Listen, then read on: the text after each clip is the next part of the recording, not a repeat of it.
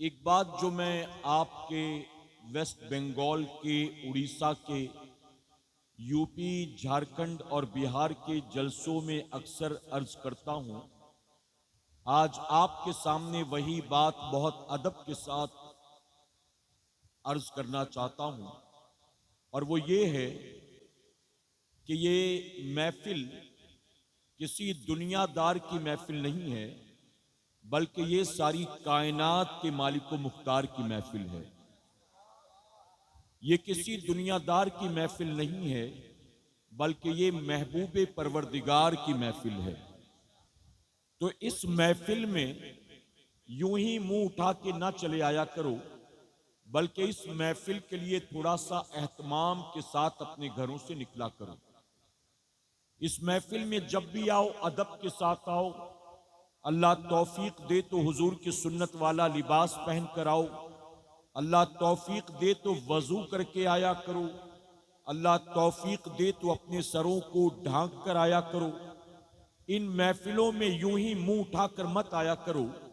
میرے پیارے آقا علیہ الصلوۃ والتسلیم کے پیردیوانوں، اس کی وجہ یہ ہے کہ اس محفل میں جو بھی جیسے بھی آیا ہے، اللہ ہر ایک کو ثواب، ہر ایک کو نیکی عطا فرمائے گا، لیکن جو جتنا زیادہ مؤدب ہوگا میرا کریم اسے اتنا زیادہ انعام عطا فرمائے گا۔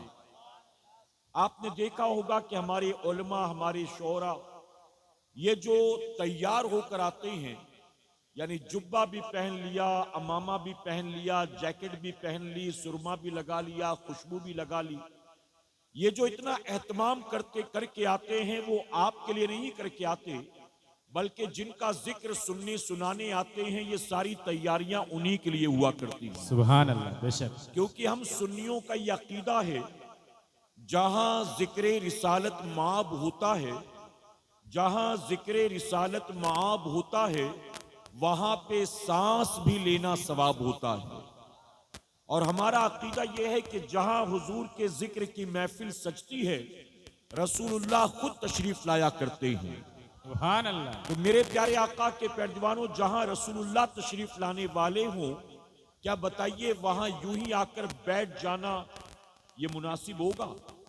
اگر بتائیں آپ کوئی بندہ گیرج میں کام کرتا ہے، یا کوئی بندہ ٹیلر کا کام کرتا ہے، یا کوئی بندہ بازار میں 8 گھنٹے 10 گھنٹے محنت مشقت کرتا ہے، مزدوری کرتا ہے، رات جب اپنے گھر لوٹا تو گھر آنے کے بعد اس کو گاؤں میں یا پڑوس میں یا کسی رشتہ دار کے یہاں شادی میں جانا تھا، تو دن بھر جو کپڑے پہن کر رکھتا ہے، جس حال میں دن بھر ہوتا ہے، گھر آنے کے بعد کیا بتائیے ویسے ہی وہ شادی میں بھی چلا جاتا ہے؟ آپ کہیں گے نہیں، بلکہ گھر آنے کے بعد اگر شادی میں جانا ہو تو تیاری کر کے وہ جائے گا، دن بھر پسینے میں ڈوبا ہوگا تو نہائے گا بھی، کپڑے بھی تبدیل کرے گا، خوشبو بھی لگائے گا، بال بھی بنائے گا۔ اگر دن بھر بازار میں سلیپر پہن کر کام کیا ہے تو شادی بیاہ میں جوتا پہن کر جائے گا، سلیپر پہن کر نہیں جائے گا۔ میرے پیارے آقا کے پیردوانوں، اگر مان لیجئے آپ کے علاقے کے ایم ایل اے صاحب نے آپ کو ملنے کے لیے بلایا، آپ کو لنچ پر ایم پی صاحب نے بلایا ہے، آپ کو منسٹر کے ساتھ ڈنر کرنے کا موقع ملا ہے، آپ کو پریسیڈنٹ کی طرف سے دلی انوائٹ کیا گیا ہے، آپ مجھے دل پر ہاتھ رکھ کر بتائیں، کیا آپ ایسے بڑے بڑوں کے پاس یوں ہی منہ اٹھا کر چلے جائیں گے؟ جو روزمرہ کا کپڑا ہوگا، جو گھر میں پہننے والی چپل ہوگی، بنا ہاتھ منہ دھوئے، بنا کپڑا تبدیل کیے، کیا یوں ہی نکل کر کسی ایم ایل اے کے پاس، کسی ایم پی کے پاس، کسی منسٹر کے پاس، پریسیڈنٹ کے پاس آپ چلے جائیں گے؟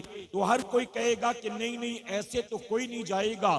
بلانے والا جتنا بڑا ہوتا ہے، اس کے پاس جانے کے لیے تیاری بھی ویسی ہی کی جاتی ہے۔ اب مجھے سنیو دل پر ہاتھ رکھ کر بتاؤ، اگر بلانے والا میزبان بڑا ہو تو ہم بھی تیاری اسی اعتبار سے کر کے جاتے ہیں۔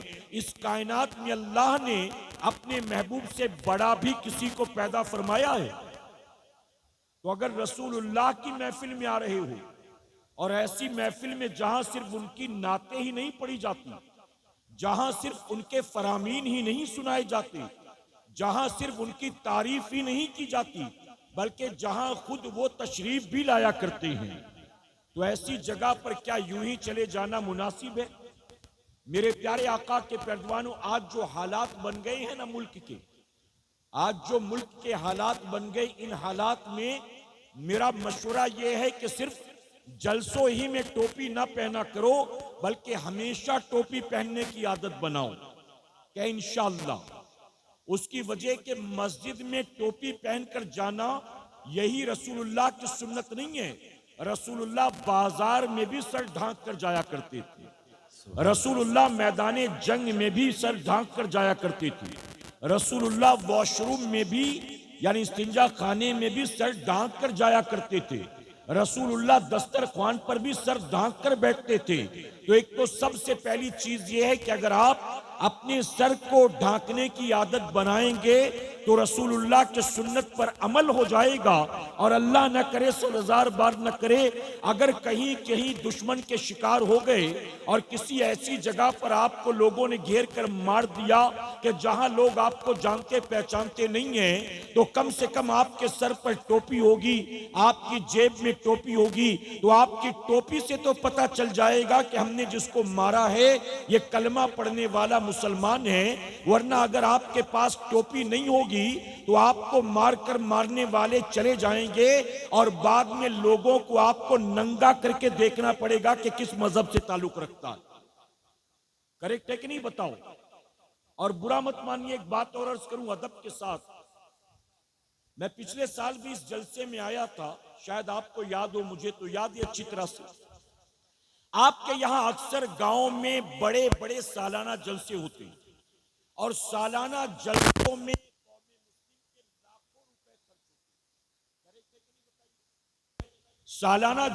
میں قوم مسلم کے لاکھوں روپے خرچ ہوتے ہیں، لیکن جلسے میں آنے کے بعد بہت تکلیف ہوتی ہے یہ دیکھ کر کہ جس گاؤں میں 28 سال سے 32 سال سے 40 سال سے 45 سال سے سالانہ جلسہ ہوتا چلا رہا ہے، جس گاؤں کی مسجد کا مینار اتنا اونچا ہے، جس گاؤں کے اندر 2 مدرسے چلتے ہیں، اس گاؤں کے جلسوں میں آنے والے جوانوں کو یہ بھی پتہ نہیں ہے کہ جلسے میں آنے کے آداب کیا ہیں۔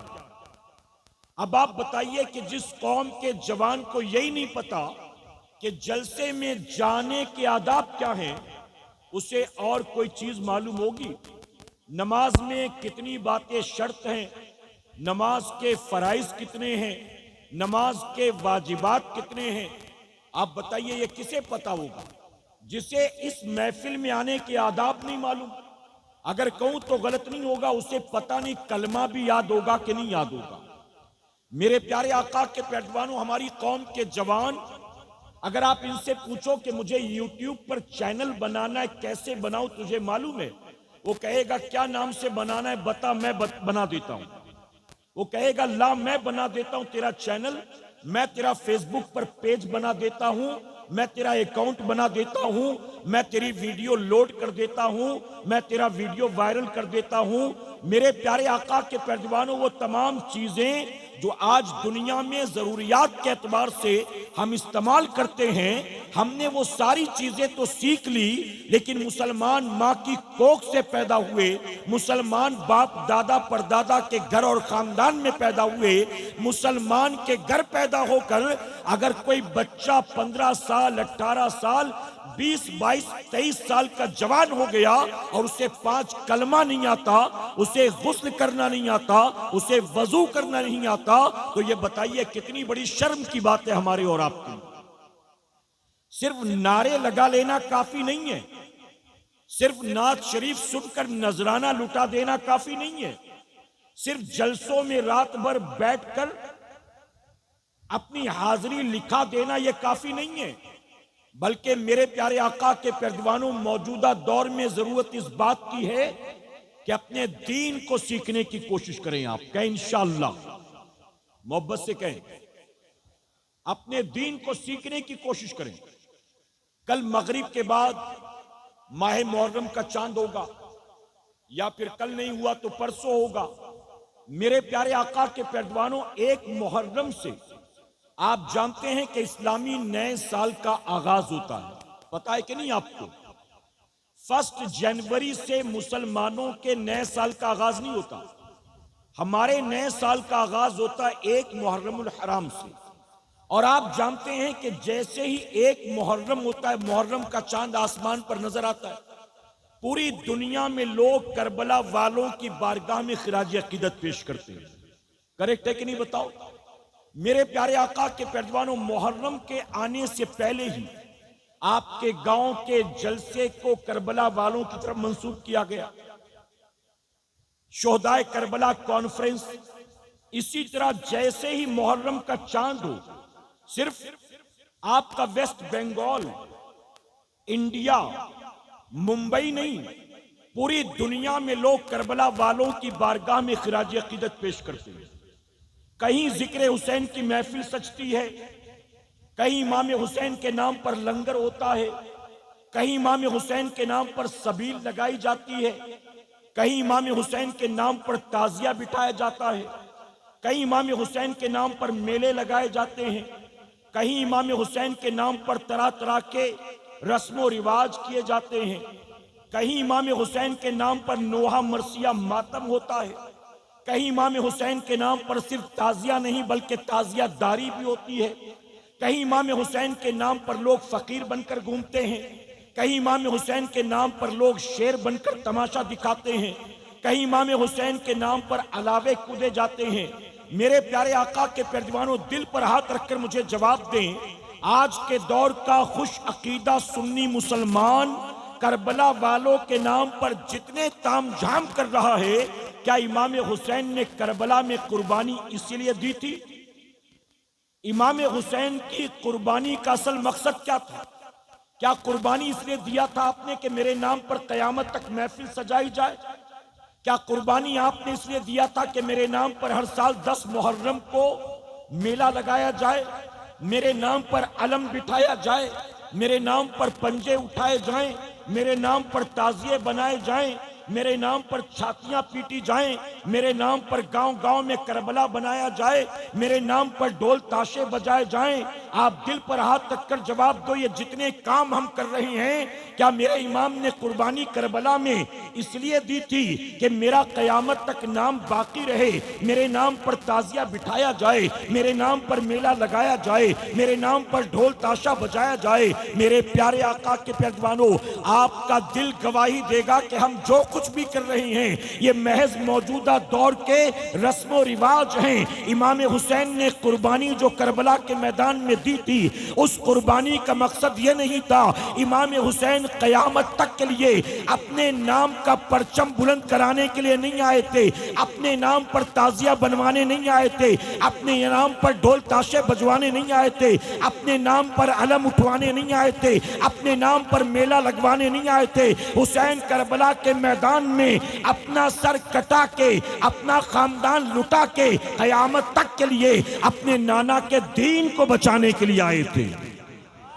सुभान अल्लाह, सुभान अल्लाह। इमाम हुसैन का यजीद के साथ झगड़ा किस बात का था? प्रॉपर्टी का झगड़ा था, महल का झगड़ा था, खेत का झगड़ा था, बैंक बैलेंस का झगड़ा था। मेरे प्यारे आका के पैरवानों, आज कुछ बद अकीदा और गुमराह ये कहते हैं कि इमाम हुसैन करबला में माज़ल्ला सुम्मा माज़ल्ला खिलाफत के लिए आए थे, तख्त व ताज और हुकूमत के लिए आए थे।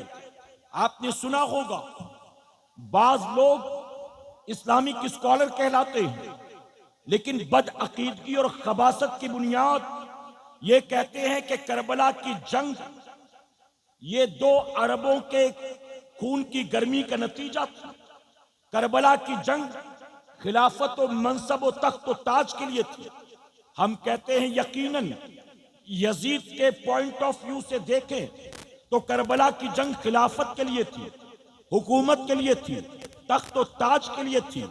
लेकिन इमाम हुसैन की नजर से देखें, इमाम अली मकाम के पॉइंट ऑफ व्यू से देखें तो करबला की जंग खिलाफत तो तख्त तो था जो हुकूमत के लिए नहीं थी, बल्कि सिर्फ नाना के दीन की बका के लिए, नाना के दीन की हिफाजत के लिए। मेरे प्यारे आका के पैरवानों, आप मुझे जवाब दें, अगर आपके गांव का कोई सोशल वर्कर काउंसलर बन जाए, प्रधान बन जाए। 2 बार प्रधानी का इलेक्शन लड़ा, जीता। उसके बाद वो एमएलए की टिकट पा गया, एमएलए बन गया।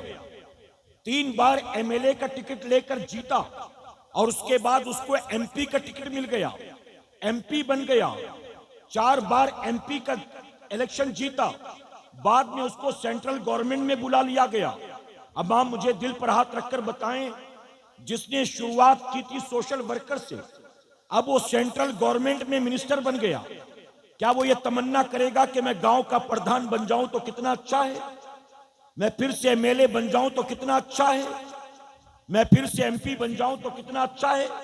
क्या वो तमन्ना करेगा कि सोशल वर्कर बनकर गली मोहल्लों में काम करता वही अच्छा था?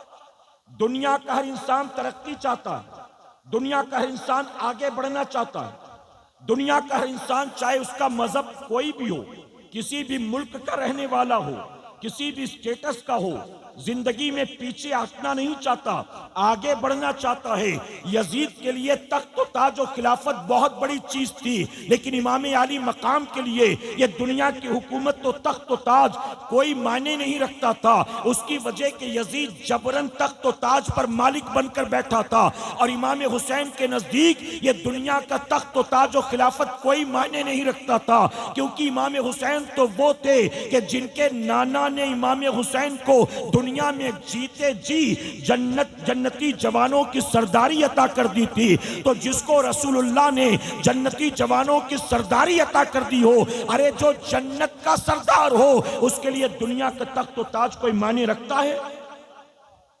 मेरे प्यारे आका के पैरवानों, यजीद तख्त व ताज व हुकूमत के लिए आया था, इमाम सिर्फ नाना के दीन की हिफाजत के लिए आए थे। इमाम हुसैन का झगड़ा किस बात का था? तवज्जो है ना आपकी? यजीद सहाबी रसूल का बेटा, हजरत अमीर माविया रज़ियल्लाहु तआला का बेटा होकर भी शराब पीता था। बल्कि तारीख तबरी अल बिदाया वल निहाया उठाकर देखिए, ये तारीख की किताबें, ये बरेलवियों की लिखी किताबें नहीं हैं। ये किताबें उठाकर देखें तो वो लिखते हैं कि यजीद वो पहला मुसलमान था जिसने चेहरे से दाढ़ी को मुंडाया था। यानी यजीद से पहले दाढ़ी मुंडाने की कोई मुसलमान जुर्रत नहीं करता था।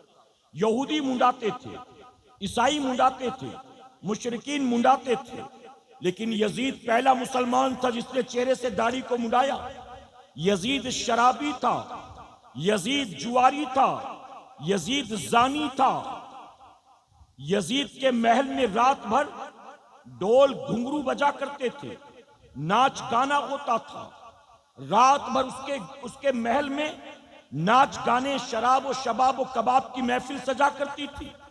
ये सारी बुराइयां उसके अंदर होने के बावजूद वो चाहता था कि इमाम हुसैन उसकी बैयत कर ले, इमाम हुसैन उसके हाथ में हाथ दे दे।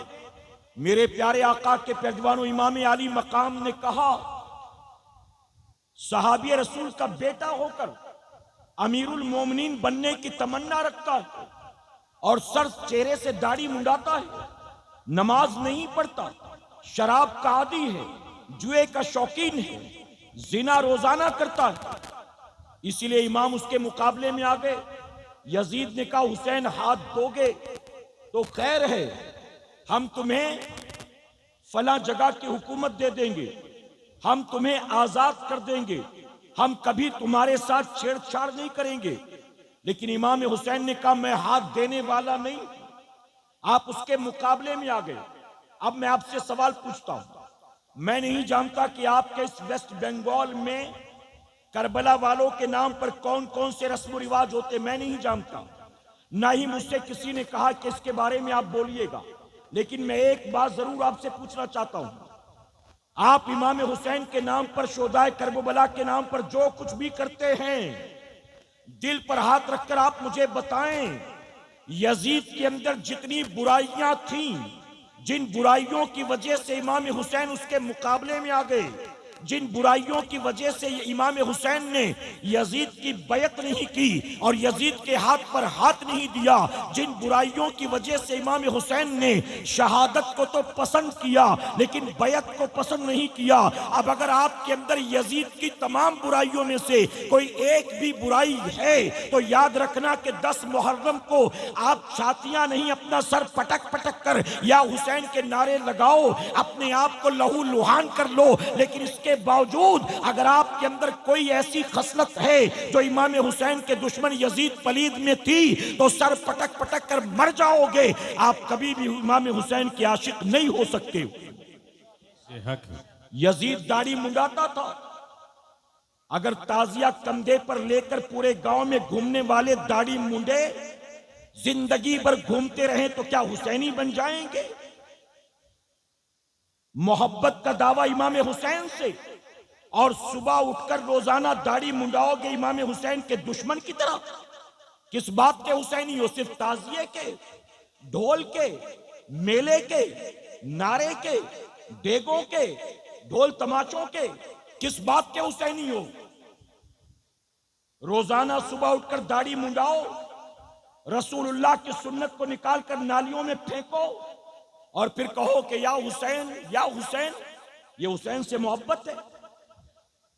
یزید شراب پیتا تھا، آج ہمارے یہاں حالات یہ ہیں کہ آج کے دور کا نوجوان صرف شراب نہیں پیتا، اب تو ہم اتنی ترقی کر چکے ہیں کہ یزید تو بہت پیچھے رہ گیا، اب تو گانجا بھی ہے، چرس بھی ہے، چلم بھی ہے، براؤن شوگر بھی ہے، ہیروئن بھی ہے، ایم ڈی بھی ہے، کورکس بھی ہے، وائٹنر بھی ہے، سولوشن بھی ہے، بٹن بھی ہے، کتا گولی بھی ہے اور پتہ نہیں کیا کیا۔ اگر یزید ہوتا نا تو امام حسین سے مسکرا کر کہتا کہ حسین میں شراب پیتا تھا، آپ سے برداشت نہ ہوا، یہ آپ کا نعرہ لگانے والے تو پتہ نہیں اور کیا کیا کھاتے پیتے۔ بتائیے شراب پینے والا کسی اینگل سے حسینی ہو سکتا ہے؟ چرس پینے والا، گانجا چلم پینے والا حسینی ہو سکتا ہے؟ آپ مجھے بتائیں، یا علماء موجود، پیاز اور لہسن کھانا جائز ہے کہ ناجائز ہے؟ جی، پیاز کھانا، لہسن کھانا جائز ہے کہ ناجائز؟ لیکن اگر آپ کچا کھاتے ہیں تو منہ سے بدبو آتی ہے، کریکٹ ہے؟ جائز چیز جس کو کھانے سے منہ میں بدبو آئے اس کو کھا کر مسجد میں آنا مکروہ، جائز اور حلال چیز منہ میں کھا کر آیا بدبو آتی ہے تو حلال و جائز چیز بھی مسجد میں کھا کر آنے سے منع کیا گیا، کیوں؟ کیونکہ بدبو آتی ہے تو حلال و جائز چیز میں اگر بدبو آئے تو مسجد میں کھا کے آنا مکروہ ہے۔ اب جسے واضح طور پر حرام قرار دے دیا گیا، اگر تم مسلمان ہو کر وہ کھاؤ گے پیو گے اور ہفتے میں ایک بار آ کر جمعہ کی 2 رکعت پڑھ لو گے، تم کیا سمجھتے ہو اس 2 رکعت کے عوض اللہ تمہیں سیدھے جنت عطا کر دے گا؟ سن لو میری قوم کے جوانوں، سن لو اے چرس چلم گانجے پینے والوں، سن لو اے روزانہ شراب کے پیالے چٹکانے والوں اور شراب کو شوقیہ اپنے لبوں سے لگانے والوں، میرے نبی نے فرمایا جس کے حلق کے نیچے حرام کا ایک لقمہ یا ایک قطرہ اتر جائے تو 40 دن تک اللہ اس کی عبادت کو قبول نہیں فرماتا۔ 40 دن تک نہ سجدہ قبول، نہ تلاوت قبول، نہ دعا قبول، نہ عبادت قبول۔ اگر حرام کا ایک لقمہ، اب بتائیے جو ہر دوسرے تیسرے دن چرس چلم گانجے پیتا ہو، افیم پیتا ہو، وائٹنر لیتا ہو، براؤن شوگر لیتا ہو، ایم ڈی لیتا ہو، ہیروئن لیتا ہو، جو کچھ بھی نشے کے لیے لیتا ہو جسے شریعت نے حرام قرار دے دیا ہے، اگر وہ ہر ہفتے میں 2-3 بار کھاتا پیتا ہے اور ہفتے میں ایک بار جمعہ کی آ کر 2 رکعت پڑھتا ہے، رسول اللہ نے فرمایا مہینے بھر کی نمازیں قبول ہونا تو دور کی بات ہے، اگر تو نے ایک حلق کے نیچے حرام کا ایک لقمہ اتار لیا تو مہینے بھر کی عبادت تو درکنار، 40 دن تک تیری عبادت کو اللہ قبول کرنے والا نہیں۔ اور صرف یہی نہیں، میں صرف شراب چرس چلم گانجے کی بات نہیں کرتا، جس کا دھندا سود کا ہے، جس کی کمائی جوئے کی ہے، جس کا کاروبار فراڈ کا ہے، جس نے اپنے ہی پٹی دار رشتے دار پڑوسی اپنے ہی بھائیوں کا مال غبن کر رکھا، باپ کے انتقال کے بعد بہنوں کا حق کھا کے بیٹھ گیا، چھوٹے بھائیوں کو کہا 2-2 لاکھ روپے لو اور اپنا اپنا راستہ دیکھو، اور کوئی مانگا تو ہاتھ پیر توڑ دوں گا، حالانکہ حصے میں سب کے 20-20 لاکھ نکلتے تھے، اور ڈرا دھمکا کر چونکہ بڑا تھا تو 2-2 دے کر بھگا دیا۔ اگر تو نے یہ بھی کھا لیا ہے تو یاد رکھنا، میرے آقا نے 1450 سال پہلے فرمایا ایک آدمی طویل سفر طے کر کے آئے گا، مکہ معظمہ پہنچے گا، حرم میں داخل ہوگا، غلاف کعبہ کو پکڑے گا اور رب کی بارگاہ میں رو رو کر دعائیں کرے گا، اے میرے صحابہ بتاؤ اللہ اس کی دعا قبول کرے گا کہ نہیں کرے گا؟ صحابہ نے عرض کیا یا رسول اللہ صلی اللہ علیہ وسلم یقیناً اس کی دعا اللہ ضرور قبول فرمائے گا۔ آقا فرماتے نہیں اس کی دعا اللہ قبول کرنے والا نہیں ہے۔ صحابہ کانپ گئے، طویل سفر طے کر کے آیا ہے، سفر کی صحبتیں برداشت کر کے آیا ہے، حرم میں داخل ہوا ہے، کعبہ کے سامنے پہنچا ہے، غلاف کو پکڑ لیا ہے اور گڑ گڑا کر دعائیں کرتا ہے، پھر آخر کیا وجہ ہے کہ اس کی دعا قبول نہیں ہوتی؟ آقا فرماتے ہیں اس کے جسم کے اوپر لباس حرام کمائی کا ہے اور اس کے پیٹ کے اندر لقمہ بھی حرام کمائی کا۔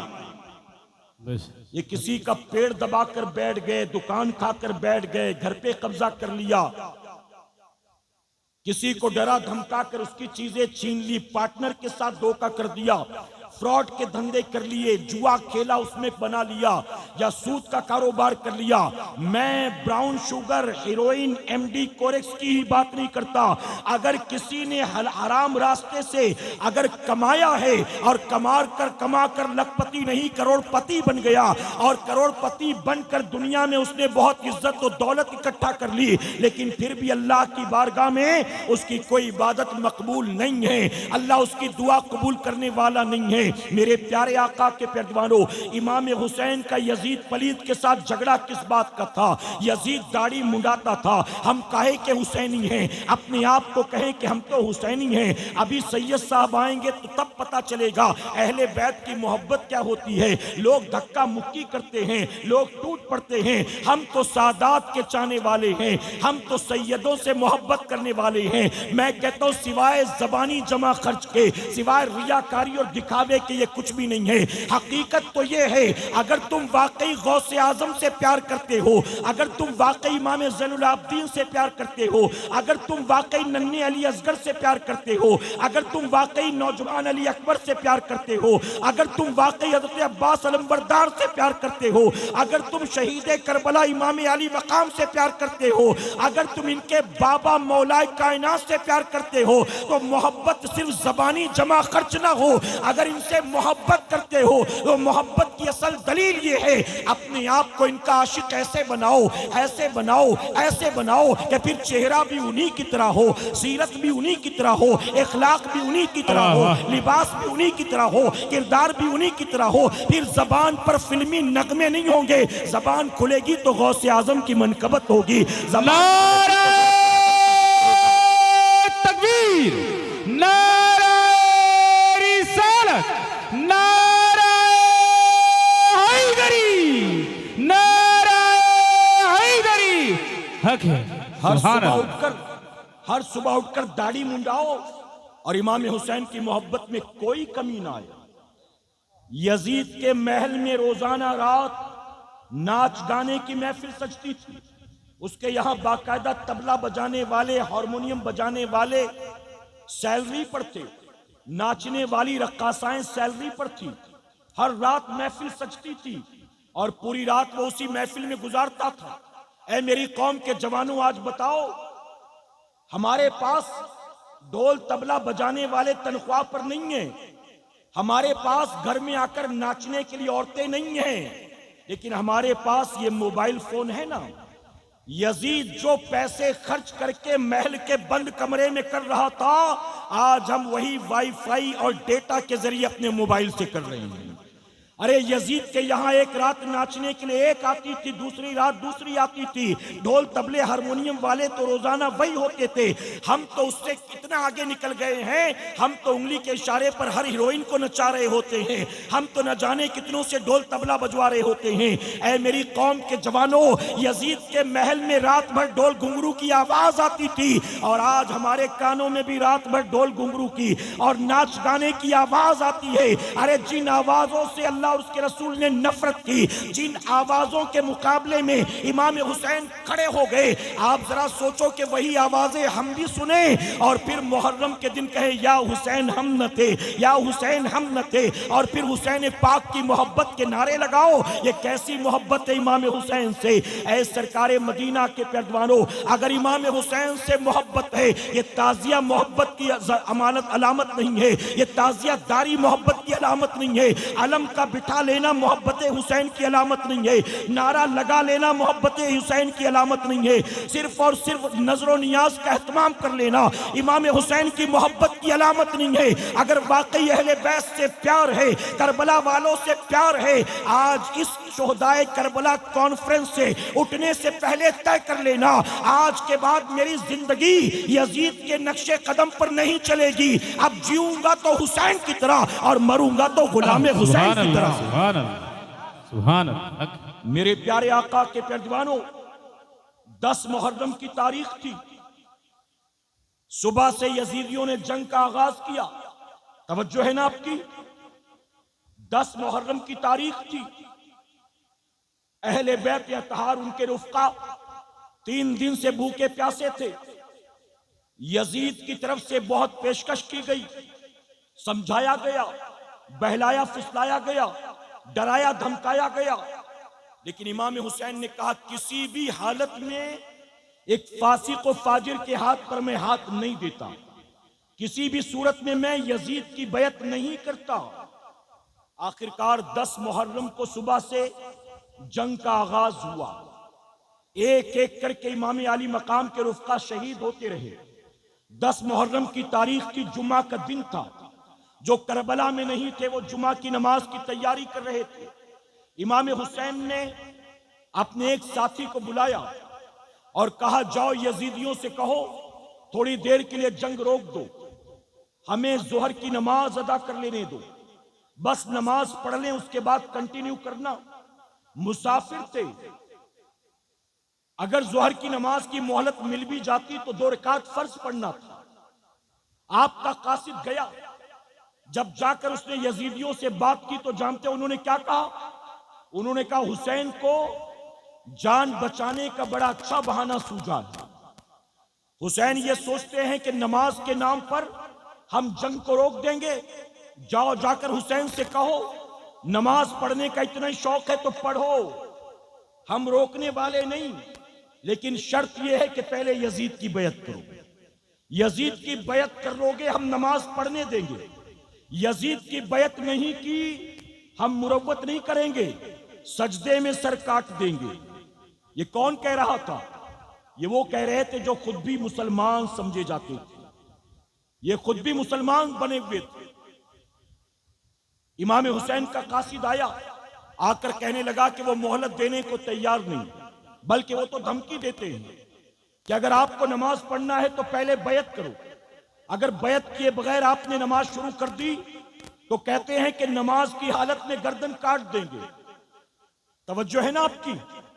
आप जानते हो मेरे इमाम ने क्या जवाब दिया? 22,000 खून की प्यासी नंगी तलवारें सर पर लहरा रही थी और साथ ही धमकी भी मिल गई थी कि अगर आपने बारिश शायद शुरू हो गई है, थोड़ा अंदर की तरफ आ जाइए, आपको इत्मीनान के साथ अंदर की तरफ आ जाइए। देखिए ये जो टेंट बनाया गया है इसमें आराम से बैठ सकते हैं सब लोग। আপনারা ভিতরে প্রবেশ করুন। यूट्यूब वाला भाई थोड़ा आगे बढ़ जाइए। नहीं उनको रहने दो, लोग आगे आकर बैठ जाए ना। अच्छा अच्छा, आप लोग रहिए, लोग आके सामने आकर बैठ जाइए। আপনারা সামনে এসে বসে যান। আপনারা সামনে এসে বসুন।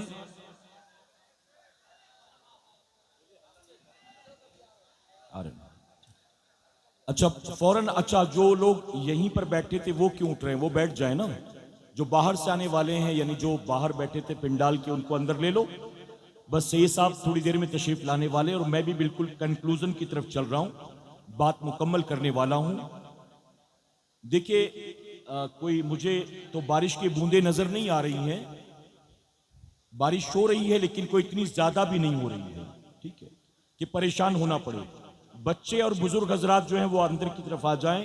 اگر جوان بھیگ بھی جائے تو کوئی مسئلہ نہیں نا، اپنے پیٹ کے لیے تو کئی بار بھیگے ہوں گے نا، اپنے پیٹ کے لیے، روزی روٹی کے لیے تو کئی بار بھیگے ہوں گے. کہیں نکل گئے راستے میں اور بارش شروع ہو گئی، چھپنے کی کوئی جگہ نہیں تھی تو کیا کرتے تھے؟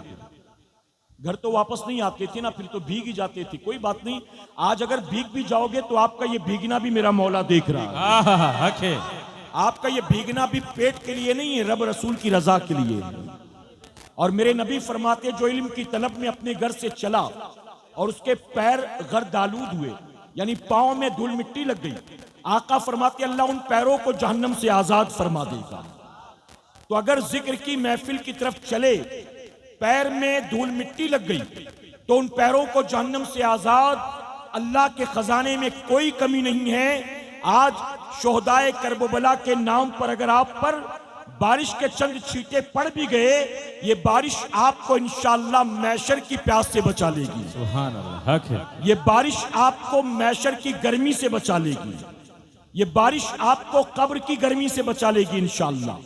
تو تھوڑی سی بارش کے قطرے پڑ بھی جائیں تو کوئی مسئلہ نہیں، ٹھیک ہے، اجازت ہے آپ کی.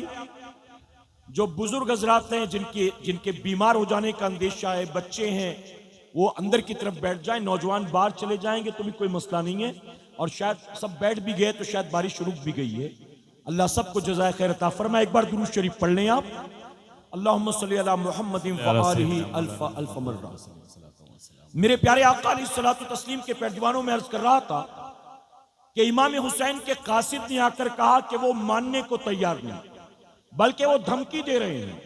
وہ کہہ رہے ہیں کہ اگر نماز پڑھنا ہے تو پہلے یزید کی بیعت کرو اور پھر نماز پڑھو. اگر بنا بیعت کے تم نے نماز شروع کر دی تو ہم مروت نہیں کریں گے، ہم سجدے میں سر کاٹ دیں گے. تو جانتے ہو امام حسین نے یہ نہیں کہا عذر ہے، اللہ دیکھ رہا ہے، جان پر بن آئی ہے، اللہ معاف کرنے والا ہے، چلو جان بچا لیں، نماز بعد میں قضا کر لیں گے. امام جانتے تھے اگر قضا کر دوں گا تو قیامت تک جب بھی کربلا کا ذکر کیا جائے گا تو ہر کہنے والا یہی کہے گا کہ حسین نے نماز قضا کر دی تھی، حسین نے نماز قضا کر دی تھی. اس لیے امام نے قیامت تک کے لیے مثال قائم کر دی. آپ نے نماز کو قضا نہیں فرمایا، آپ نے کہا جاؤ جا کر یزیدیوں سے کہہ دو کہ مجھے دھمکیاں دینا بند کر دے. اگر وہ کہتے ہیں کہ نماز پڑھنے کے لیے یزید کی بیعت کرنی ہوگی تو جاؤ کہہ دو کہ میں یزید کی بیعت کرنے کے لیے نہ کل تیار تھا اور نہ آج تیار ہوں. اور ان سے کہہ دو کہ اگر وہ سجدے میں سر کاٹنے پر آمادہ ہیں تو حسین بھی سجدے میں اپنا سر کٹانے پر آمادہ ہے. سبحان اللہ، سبحان امام اللہ. نے کہا سر کٹتا ہو تو کٹے لیکن نماز قضا نہیں ہوگی. ہم حسینی ہیں، برا مت مانیے گا. جب 10 محرم کو یہ ڈھونگ دھتورے کرتے ہو نا تو اس دن فجر پڑھی ہوتی ہے آپ نے، ظہر پڑھی ہوتی ہے آپ نے، عصر مغرب عشاء پڑھتے ہو آپ، میلہ تو لگاتے ہو حسین کے نام پر، ڈھول بھی، تماشا بھی، کھلونے بھی، مرد عورت کی خلط ملط، بے حیائی، بے پردگی بھی، یہ سب کچھ کرتے ہو جس کا کربلا سے کوئی تعلق نہیں ہے. اور امام حسین کربلا میں سجدے کی حالت میں اپنے سر کو کٹا رہے ہیں. ہر تاریخ نگار یہی لکھتا ہے، ہر سیرت لکھنے والا یہی لکھتا ہے، ہر خطیب اپنی تقریر میں یہی کہتا ہے. اس روایت میں کہیں کوئی اختلاف نہیں ہے. میرے امام 3 دن کے بھوکے پیاسے تھے، حالت سجدہ میں آپ نے سر کو کٹایا ہے، اپنے خیمے میں نہیں، اپنے گھوڑے کی پشت پر نہیں، اپنے گھر کے دسترخوان پر نہیں، بلکہ سجدے کی حالت میں. اور امام نے سجدے میں سر کٹا کے بتا دیا اے قیامت تک آنے والے میرے نانا کے امتیوں، اپنی آنکھوں سے دیکھ لو، حسین کو بیٹا بھی پیارا ہے، بھائی بھی پیارا ہے، شہر بانو بھی پیاری ہے، حسین کو بیٹی سکینہ بھی پیاری ہے، حسین کو اپنا گھر بار بھی پیارا ہے، حسین کو اپنی زندگی اور مدینہ بھی پیارا ہے. لیکن اے میرے نانا کے امتیوں دیکھ لو، حسین کو اگرچہ سب چیزوں سے پیار ہے لیکن سجدے میں سر کٹا سٹا کر امام نے بتایا حسین کو سب سے زیادہ نانا کی آنکھوں کی ٹھنڈک نماز سے پیار ہے۔ سبحان اللہ سبحان اللہ سبحان اللہ۔ امام حسین 22,000 تلواروں کے سائے میں جان کو داؤں پر لگا کر نماز ادا کریں۔ حسین 22,000 تلواروں میں نماز پڑھیں اور ہم 4 یاروں میں ہوتے ہیں تو نماز بھول جاتے ہیں، کاروبار میں ہوتے ہیں تو نماز بھول جاتے ہیں، شادی بیاہ میں ہوتے ہیں تو نماز بھول جاتے ہیں۔ میرے پیارے آقا کے پیروانوں، اگر واقعی امام حسین سے 100% نہیں 10% بھی پیار کرتے ہو، آج شہید کربلا کانفرنس سے یہ تحفہ لیتے ہوئے جانا، اے امام سجدے میں آپ نے سر کو کٹایا تھا، آپ کی شہادت والا مہینہ قریب ہے، اور اس ماہ محرم کے آنے سے پہلے ہم تمام وعدہ کرتے ہیں ہم محض زبانی جمع خرچ والے سنی نہیں بنیں گے، ہم صرف یزید کے نقش قدم پر چلنے والے حسینی نہیں بنیں گے۔ اے امام ہمیں آپ سے محبت ہے، آپ کے نانا سے محبت ہے، اب دنیا ادھر کی ادھر ہو جائے ہم جان بوجھ کر ایک وقت کی نماز کو قضا نہیں کریں گے، آپ یہ طے کر کے جائیں گے اور آج یہاں سے تحفہ لے کر جائیں گے، کہیں انشاءاللہ۔ انشاءاللہ۔ ہماری مائیں بہنیں بھی سن لیں۔ اچھا بارش تیز ہوگی تو تھوڑا اندر اور گنجائش ہو تو آ جائیں آپ، یہ جو کیمرے لگے ہیں نا اس کے آگے آ کر بیٹھ جائیں آپ، میں آپ کو بھلے نظر نہ ہو کوئی بات نہیں، جب سید صاحب آئیں گے تو کرسی آگے کر دی جائے گی تاکہ آگے والے بھی دیکھ سکیں، تو تھوڑی سی محنت برداشت کر لیں آپ، یقیناً اللہ آپ سب کو اس کا اجر عطا فرمائے گا، اور یہ آپ کا مشقت برداشت کرنا بھی یقیناً امام حسین کے نام پر ہے، ٹھیک ہے میرے پیارے آقا کے پیروانوں۔ اب مجھے آواز بھی آنے لگی بارش کی اور بوندیں بھی دکھائی دے رہی ہیں، تو شاید تیز ہو گئی ہے، اندر کی طرف آ کر بیٹھ جائیں، ایک بار درود شریف پڑھ لیں آپ۔ اللہم صلی علی اللہم محمد صلی علی وآلہ سیدنا الف مولانا الف محمد مرہ۔ وسلم صلاۃ و سلام علیک یا رسول اللہ صلی اللہ تعالی۔ میرے پیارے آقا علیہ الصلوۃ والتسلیم کے پیروانوں، اب اپنی ماؤں بہنوں اور بچیوں کے لیے ایک بات عرض کرتا ہوں۔ کربلا کی بات چل رہی تھی نا، تو وہ بھی ایک مثال، ان کے لیے بھی ایک مثال اور ان کے لیے بھی ایک تحفہ، وہ بھی اپنے ساتھ لیتے جائیں۔ ایک بار اور درود شریف پڑھ لیں آپ، صلی اللہ علی النبی الامی وآلہ وصلی اللہ علیہ وسلم، صلاۃ و سلام علیک یا رسول اللہ صلی اللہ علیہ وسلم۔ آپ نے 2 بار درود شریف پڑھا، تاک عدد اللہ کو بہت پسند ہے، یعنی آڈ نمبرز، تو 3 ہو جائے تاک عدد ہو جائے، اس لیے ایک بار اور درود شریف پڑھ لیں۔ اللہم صلی علی اللہم صلی علی محمد وآلہ الف الف مرہ۔ میرے پیارے آقا علیہ الصلوۃ والتسلیم کے پیروانوں، کربلا میں اہل بیت کے جو آخری چشم و چراغ بچے تھے، ان کا نام آپ جانتے ہیں، کیا نام تھا ان کا؟ جی دیکھیں اب یہاں وہاں دیکھ رہے ہیں، آپ کی توجہ یہاں نہیں ہے۔ کربلا میں جو اہل بیت کے آخری چشم و چراغ بچے تھے، یہ جو ابھی ہمارے سید صاحب آنے والے ہیں نا، یہ انہی کی اولاد میں سے ہیں۔ آخری چشم و چراغ جو بچ گئے تھے، امام زین العابدین۔ امام زین العابدین فرماتے، جنہیں کہا جاتا ہے عابد بیمار، امام زین العابدین فرماتے ہیں کہ جب ہم مدینے سے چلے مکہ معظمہ کے لیے، تو میری پھوپھی زینب ہمارے ساتھ تھی۔ ہم جب مکے پہنچے پھوپھی زینب ساتھ تھی، پھر مکے سے ہم کوفہ کے لیے چلے تو پھوپھی زینب ساتھ تھی، پھر جب ہم کوفہ جانا چاہتے تھے کوفہ نہیں جانے دیا گیا، حور کے لشکر نے گھیرا اور ہمیں کربلا لے کر آ گئے۔ ہم کربلا پہنچے تو پھوپھی زینب ساتھ تھی۔ امام زین العابدین کہتے ہیں مدینہ شریف سے لے کر کربلا تک پورے سفر میں میری پھوپھی زینب ساتھ تھی، اور اس پورے سفر میں نے دیکھا کہ میری پھوپھی زینب نے کسی رات تہجد کی نماز کو قضا نہیں فرمایا ہے۔ پورے سفر میں ہر رات تہجد کی نماز ادا کر رہی ہیں۔ آپ بھی سنیں، گھر کی عورتوں تک پیغام پہنچائیں، اور جو مائیں بہنیں بچیاں بیٹھی ہیں وہ بھی سن لیں۔ امام زین العابدین کہتے پورے سفر میں میری پھوپھی زینب نے کبھی تہجد کو قضا نہیں کیا۔ ہم کربلا آ گئے، کربلا میں مکان نہیں تھا، خیمہ تھا، زمین ریت کی تھی، بستر نہیں تھا، کھانے پینے کا تھوڑا سا سامان تھا، کوئی بہت کھانے پینے کا سامان اور انتظام بھی نہیں تھا۔ امام زین العابدین کہتے کربلا میں 2 تاریخ، 3 تاریخ، 4 تاریخ، 5 تاریخ ہم گھر پر نہیں ہیں، کربلا میں ہیں۔ تپتے صحرا میں خیمہ لگا ہوا ہے، لیکن میری پھوپھی نے کسی رات تہجد کی نماز کو قضا نہیں کیا۔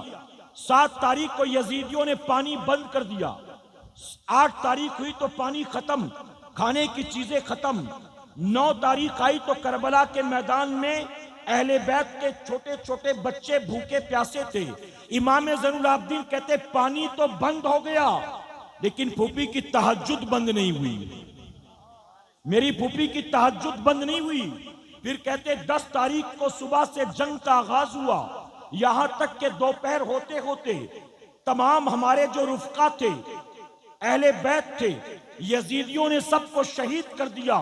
یہ جو شہید کیے گئے ان میں کوئی میری پھوپھی کا بھائی تھا، کوئی بھتیجا تھا، کوئی بھانجا تھا۔ یہ جو 72 لوگ شہید کیے گئے ان میں حضرت زینب کے 2 بیٹے بھی تھے، اون و محمد جن کا نام تھا، ایک کی عمر 7 سال، ایک کی 11 سال آتی ہے۔ یہ 2 بیٹے حضرت زینب کے تھے۔ امام زین العابدین کہتے ہیں کہ رات کا وقت تھا، 10 محرم کو ہمارا پورا خیمہ لوٹ لیا گیا، اہل بیت کو شہید کر دیا گیا۔ 10 محرم کا دن گزرا، جب سورج ڈوبا مغرب کے بعد 11 کی رات آتی ہے۔ امام زین العابدین کہتے ہیں 11 تاریخ تھی، اور یہ 11 تاریخ اہل بیت کے لیے کربلا میں کوئی قیامت سے کم تاریخ نہیں تھی۔ ہم بڑا پورا کنبہ لے کر نکلے تھے، سب کچھ لٹ چکا تھا، ہمارے خیمے کے چاروں طرف ہمارے اپنوں کی لاشیں بکھری پڑی تھی۔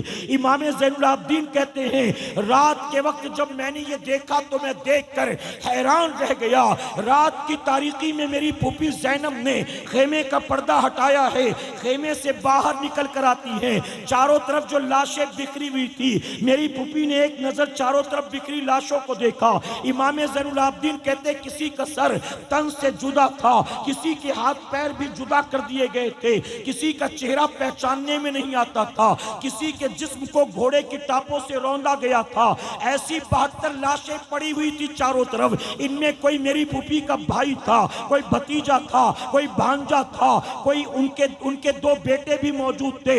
امام زین العابدین کہتے یہ دیکھ کر میری آنکھیں پٹی کی پٹی رہ گئی۔ میری پھوپھی نے ایک بار تمام لاشوں کو دیکھا، اور دیکھنے کے بعد کربلا کے تپتے ہوئے صحرا سے میری پھوپھی نے جو ہے آپ نے تیمم کیا ہے، اور تیمم کر کے اس رات بھی میری پھوپھی نے کربلا کے میدان میں تہجد کی نماز کو ادا فرمایا۔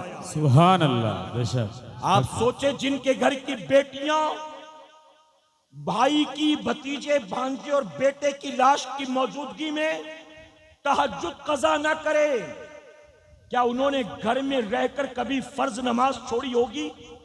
کبھی رسول اللہ کی سنت کو چھوڑا ہوگا؟ آج 10 محرم کو ہمارے گھر کی عورتیں میلہ دیکھنے کو تو تیار ہیں، لیکن امام حسین کے نانا کی آنکھوں کو ٹھنڈک پہنچانے کے لیے اللہ کا سجدہ کرنے کو تیار نہیں۔ تعزیے پر منت مانیں گی، روٹیاں لٹائیں گی، بچوں کو گھمائیں گی، پھیرے لگائیں گی، اور پتہ نہیں کیا کیا کریں گی، وہ تمام چیزیں جس کا شریعت و دین سے کوئی تعلق نہیں۔ امام حسین اور کربلا والوں کے نام پر وہ سب کچھ کرنے کو یہ قوم تیار ہے، لیکن اللہ کا سجدہ کرنے کو تیار نہیں۔ یزید بے نمازی تھا، تم 10 محرم کو الٹے سر کھڑے ہو کر جو کرنا کر لو، اگر تم نماز نہیں پڑھتے تمہارا کوئی عمل اللہ کی بارگاہ میں مقبول نہیں۔ اگر تم یہ سمجھتے ہو کہ ڈول تاشے بجا کر حسینی ہو جاؤ گے تو تم سے بڑے تو حسینی وہ ہیں جو چھری چاقو مار کر خون بہاتے اور کہتے یا حسین ہم نہ تھے۔ تم تو صرف ہاتھ پیٹ رہے ہو، ڈول بجا رہے ہو، وہ تو خون بہا بہا کر کہتے کہ یا حسین ہم نہ تھے۔ جب وہ خون بہا بہا کر ظالم محبت حسین کا دعویٰ کرنے والا حسینی نہیں ہو سکتا تو صرف ڈھونگ دھتورے کر کے کیا ہم حسینی ہو جائیں گے؟ اگر حسینی ہو، امام حسین سے محبت ہے تو امام حسین کے نقش قدم پر چلو، اور داڑھی منڈانا حسین کا طریقہ نہیں۔ رات بھر بستر پر لیٹ کر فلمیں، ڈرامے، کھیل تماشے دیکھنا حسین کا طریقہ نہیں۔ ارے تاریخ کی کتابوں میں البدایہ والنہایہ میں آتا ہے رات کا اندھیرا چھاتا تھا تو یزید کے محل سے ڈھول گھنگرو کی آواز آتی تھی اور حسین کے کمرے سے قرآن کی تلاوت کی آواز آتی تھی۔ جب فجر کی اذان ہوتی یزید اپنے بستر پر شراب کے نشے میں دھت پڑا ہوتا تھا اور امام حسین گھر کا دروازہ کھول کر اللہ کے گھر کی طرف بڑھتے تھے اور صرف جا کر مسجد میں نماز نہیں پڑھتے تھے بلکہ مدینے کی مسجد میں مدینے والوں کی امامت فرمایا کرتے تھے۔ سبحان اللہ سبحان اللہ۔ کام کرو یزید والے اور دعویٰ کرو حسینی ہونے کا۔ میرے پیارے آقا کے پیروانوں، آپ مجھے بتائیں، اگر ماں باپ آپ سے کوئی بات کہیں اور ماں باپ کی بات آپ نہ مانیں تو ماں باپ کہیں گے اللہ اسی اولاد ہر ایک کو دے؟ ماں باپ کہیں گے؟ ماں باپ اس اولاد کو پسند کریں گے جو اولاد دن رات ماں باپ کی نافرمانی کرے؟ اگر آپ کے ابا نے کہا اگلی بار میں اس لڑکے کے ساتھ تجھے نہیں دیکھوں، لڑکا اچھا نہیں ہے، اور آپ کہیں میرا باپ پاگل ہو گیا، میرے باپ کو دنیا داری سمجھ میں نہیں آتی ہے، میرے باپ کو صحیح غلط کی پہچان نہیں ہے، تو کیا آپ اچھی اولاد کہلائیں گے؟ اگر آپ کی والدہ آپ سے کچھ کہے اور آپ کہیں میں تیری بات نہیں مانتا، آپ بتائیے کیا فرما بردار اولاد کہلائیں گے؟ امام حسین نے نماز کی حفاظت کے لیے، امام حسین نے قرآن کی حفاظت کے لیے، امام حسین نے دین کی حفاظت کے لیے سب کچھ لٹا دیا، اور ہم حسینی امام حسین کی قربانی کی وجہ سے دین صحیح سلامت ہم تک پہنچا، اور جب دین ہم تک پہنچا تو ہم صرف زبانی جمع خرچ والے حسینی بنے رہے، امام حسین کے نقش قدم پر چلنے کی کوشش نہیں کی۔ میرے پیارے آقا علیہ الصلوۃ والتسلیم کے پیروانوں، امام حسین سے پیار ہے، اللہ کے سجدوں سے پیار کرو، کہ انشاءاللہ۔ میں آپ سے ایک سوال پوچھتا ہوں، اجازت ہے آپ کی؟ میں جانتا ہوں آپ بے چینی کے ساتھ سید صاحب کا انتظار کر رہے ہیں، حالانکہ سید صاحب کو اب تک آ جانا تھا کیونکہ انہیں نکلنا بھی تھوڑا جلدی ہے، لیکن انتظامیہ والے لے کر نہیں آئے، کوئی مسئلہ نہیں، کچھ ریزن ہوگا، بہرحال آتے ہوں گے۔ تو اگر آپ کی اجازت ہو تو ایک بات آپ سے پوچھوں میں؟ جی اجازت ہے؟ آپ اس گاؤں کے ہوں گے، کسی اور گاؤں کے ہوں گے، آپ مجھے بتائیں، آپ جمعہ کی نماز پڑھنے کے لیے مسجد میں آئے اور اچانک آپ نے دیکھا کہ مصلی امامت پر جو آدمی آ کر کھڑا ہوا داڑھی مونڈا ہے، آپ کے گاؤں کا شرابی ہے وہ، آپ کے گاؤں کا جواری ہے وہ، آپ اس کے پیچھے نماز پڑھیں گے جمعہ کی؟ جی داڑھی والے ہی نہیں، داڑھی مونڈے بھی اس کے پیچھے نماز نہیں پڑھیں گے، نیک نمازی نہیں، محلے کے شرابی بھی اس کے پیچھے نماز نہیں پڑھیں گے۔ وہ آدمی کہے گا کہ امام صاحب چھٹی پر گئے ہیں اور امام صاحب نے مجھ سے کہا کہ جمعہ سنبھال لینا، تو اس لیے میں جمعہ پڑھاؤں گا، آپ پڑھیں گے اس کے پیچھے نماز؟ میرے پیارے آقا کے پیروانوں، آپ کہہ رہے ہیں کہ میں اس کے پیچھے نماز نہیں پڑھوں گا، کیوں؟ کیونکہ داڑھی مونڈا ہے۔ نماز نہیں پڑھوں گا کیوں؟ کیونکہ شراب پیتا ہے۔ نماز نہیں پڑھوں گا کیوں؟ کیونکہ وہ جواری ہے۔ آپ یہ کہتے ہیں کہ شرابی ہو، جواری ہو، داڑھی مونڈا ہو، میں اس کے پیچھے نماز پڑھنے کو تیار نہیں۔ آپ مجھے بتائیں کہ اگر آپ اپنی مسجد میں ایک وقت کی نماز ایسے فاسق و فاجر کے پیچھے پڑھنے کو تیار نہیں ہے تو میرا امام ایسے فاسق و فاجر کو اپنا خلیفہ ماننے کو تیار کیسے ہو جاتا؟ اگر امام حسین نے سرنڈر کر دیا ہوتا، اگر امام حسین نے صرف اپنی جان کے لیے، اپنے بچوں کی حفاظت کے لیے، فتنہ نہ ہو، فساد نہ ہو، لفڑا جھگڑا نہ ہو، چلو بیعت کر لیتے ہیں، بیعت کر لیتے ہیں، اگر امام نے صرف یہ سب کچھ سوچ کر مصلحت کے تحت ایک فاسق و فاجر کے ہاتھ میں ہاتھ دے دیا ہوتا تو جانتے ہو آج ہر مسجد کا امام داڑھی مونڈا ہوتا، شرابی ہوتا، زانی ہوتا، جواری ہوتا۔ اور اگر مقتدی کہتا کہ آپ امام ہو کر شراب پیتے ہو، شرم نہیں آتی، تو وہ کہتا تو امام حسین سے زیادہ سمجھدار ہے، امام حسین سے زیادہ پرہیزگار ہے۔ امام حسین نے ایک داڑھی مونڈے شرابی فاسق و فاجر کو امام بھی مانا، خلیفہ بھی مانا، تو تو مجھے اپنا امام کیوں نہیں مانتا؟ تو امام نے اس پہلے داڑھی مونڈے، اس شرابی، زانی اور سود خور کی مخالفت کر کے امام حسین نے قیامت تک کے لیے اس برائی کے دروازے کو بند کر دیا۔ سبحان اللہ، نعرہ تکبیر۔ آقا علیہ الصلوۃ والتسلیم کے پیروانوں، اب میں اپنی بات مکمل کرتا ہوں، توجہ ہے آپ کی، جو لوگ سن رہے ہیں ذرا کہیں سبحان اللہ۔ سبحان اللہ۔ اب شور کیوں ہے؟ سید صاحب بھی یہاں آ گئے، اب جو مرکزی خطیب تھے، خصوصی مہمان تھے، وہ بھی تشریف لائے.